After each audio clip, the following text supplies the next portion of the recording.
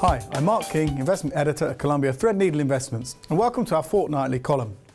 This time 4 years ago, the financial press was awash with columns and features dedicated to whether stock markets and economies outperform during or after a football World Cup. With the 2018 FIFA World Cup in Russia kicking off on the 14th of June, and host Russia are taking on Saudi Arabia, of course, many people will be asking similar questions.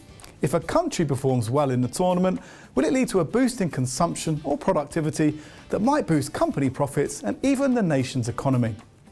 A study produced by Goldman Sachs in May 2014 indicates that winners of the World Cup experience a short-term bounce in stock market sentiment. It showed there's a clear pattern of outperformance by the winning team in the weeks after the World Cup final, and this amounts to 3.5% compared to global markets. However, this outperformance does fade significantly after 3 months, and worse, the winning nation sees its stock market underperform by around 4% on average in a year following the final. All the winners since 1974 have outperformed in the immediate post-final month except one, and that was Brazil in 2002. But this can be ascribed to the fact that Brazil at the time was in the midst of a recession, not to mention a currency crisis.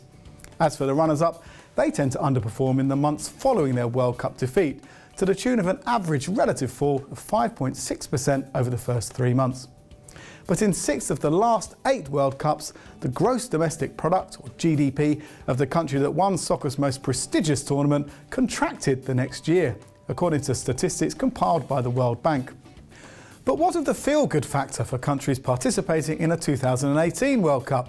Well, using the UK as a barometer, ahead of the 2014 competition, it was predicted that the World Cup would generate nearly £1.3 billion in sales for UK retailers, pubs and restaurants, and that's if England made it through the second round, according to e-consultancy. Analysts at Conlamino put the figure slightly lower, with Brits expected to spend £814 million before and during the games in Brazil, and that included £359 million spent on new TVs, radios and speakers, and £271 million spent on snacks and drinks. Of course, early elimination at the hands of Iceland meant that England failed at the first hurdle, and it soon became apparent that the retail sales bonanza would not happen. In fact, sales growth in June 2014 slowed to its weakest in more than 3 years at the time, according to the British Retail Consortium and KPMG. Who knows what might happen at this year's World Cup finals? See you next time.